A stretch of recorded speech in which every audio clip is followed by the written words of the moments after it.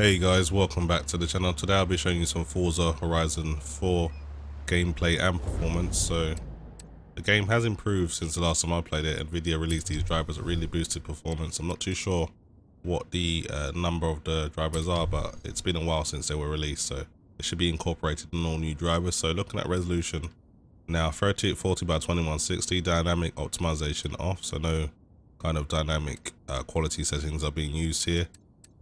Can't use the MSR afterburner on-screen display in this game. So on the top right, you've got the frames per second, and then after that you've got the GPU load percentage. See right now doing about 95 FPS. So that's pretty much it for here. Advanced settings, everything is maxed out.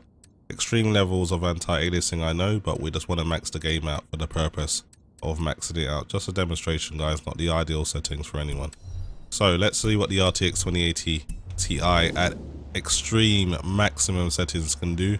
I don't really know the model of this car, but it is something that is limited edition, I believe. Got the Deadpool paint job here, and let's get it going. We're getting around 88 frames per second at the moment,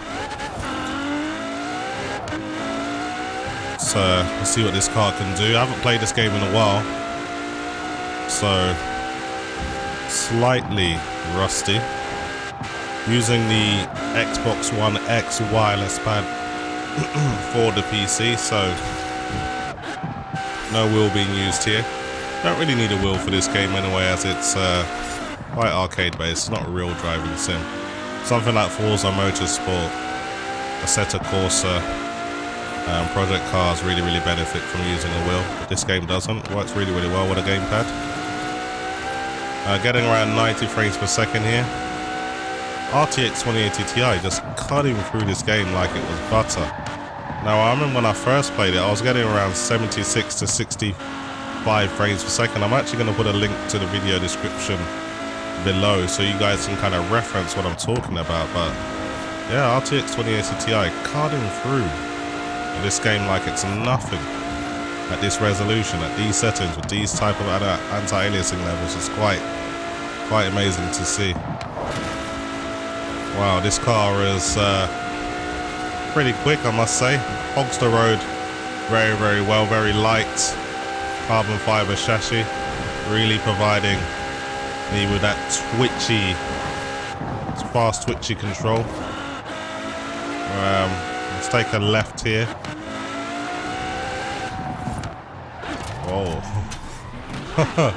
Took a little.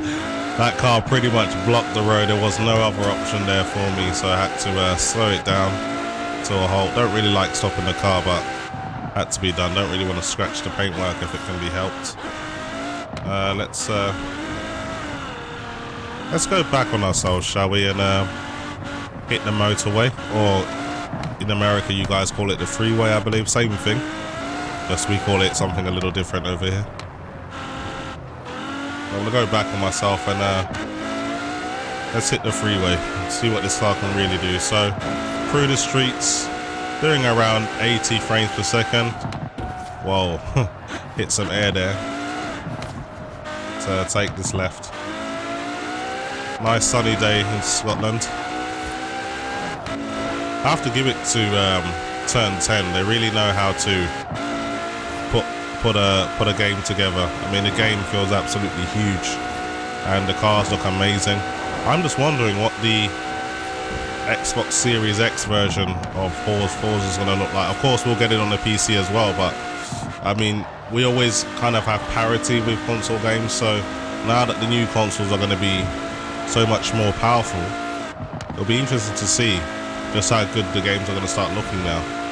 And it'll be nice to see this kind of graphics card get put to the test, because I've invested a lot of money in it, and most of the time it does the task very easily, like it's doing now. So I'd love to see it sweat a little, and I'm looking forward to these next gen consoles. I might potentially purchase one in the future, but my PC comes first, so you guys know I'll be getting my new graphics cards. I'll be getting the RTX 3080 Ti, of course, and I'll be getting the new high-end Radeon GPU as well. Don't worry, my Team Red guys, I won't leave you out. It's going to be expensive, of course, but I'll certainly be putting the hours in at work with a smile to get these cards and bring the performance figures to you. Me personally, I get as much enjoyment from testing these graphics cards as I do playing new games, so I know it seems a bit strange to you guys why I want to buy 2 cards, but it's more of a hobby for me than anything. Okay, so we're in these country roads now, doing 92 frames per second. Had a little slight crash there because I'm chatting away and you kind of lose concentration a little bit. If I was keeping my mouth shut and keeping my eyes on the road, I'll definitely be driving a little bit better, but hopefully my driving has been passable and hasn't ruined the experience for you guys. So we should be hitting what I call the freeway any moment now. I believe it's around here somewhere. I'm gonna go around a roundabout one more time. I think it's around here.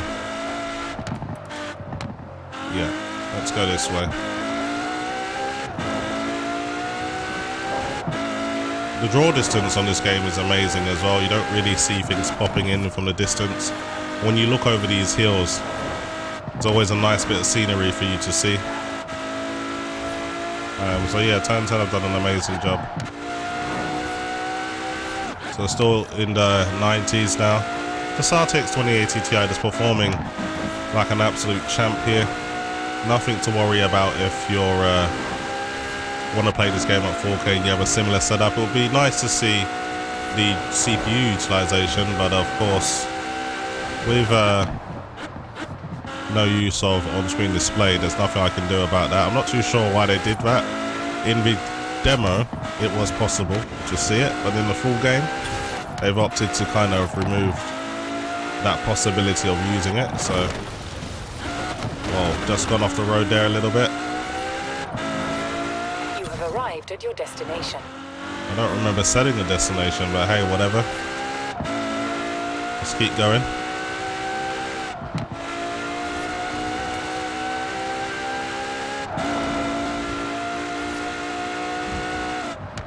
And this car can move.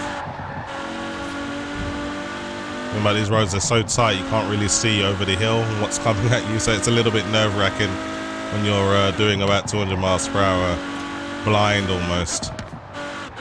But yeah, really good game. You know, the only problem about testing as many games as I do, you tend to get a little bit sidetracked, so you don't finish as many games as you would like, because you're moving from one game to another. I mean, since Final Fantasy VII came out, I've already done 30 hours of that game, so some games I just kind of knuckle down and I get through it, like the Resident Evil 3 remake. I've already beat that game. I'm close to beating it twice now, so it all depends on the game, I guess. Forza is more of a casual game that I'll kind of pick it up and play it when I'm in the mood, and it's nice. It's not too serious. You kind of just have fun with it. Don't really need to go too in depth with completing everything all at once. But anyway, I think I'll leave it there, guys. Really enjoyed showing the performance. Scratched my car up a little bit though. It's a bit, yeah, it's a bit worse for wear, but hopefully this been a good reference to how this game can perform at 4K extreme settings. RTX 2080 Ti doing a very good job here. So thanks very much for watching, guys, and I'll see you in the next video.